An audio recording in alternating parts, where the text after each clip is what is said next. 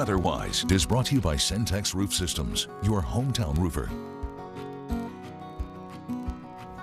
Welcome to Weatherwise. I'm meteorologist Zavian Colón. We're in the midst of severe weather season and have already seen some large hail, but how can hail get that big? For hail to form, there must be always a strong storm present with a strong updraft and a downdraft. What that means is that there needs to be a strong amount of wind going into the storm and exiting the storm. The raindrops are then carried into the storm clouds and into the cold parts of the atmosphere. Those raindrops then freeze and form into small hailstones.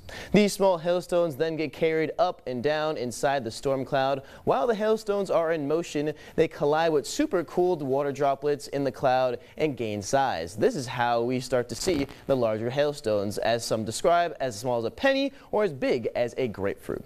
As the hailstones grow, they also increase in weight, and this increase in weight makes them fall from the storm cloud. If the updraft is weak, the less weight the hailstone needs to fall.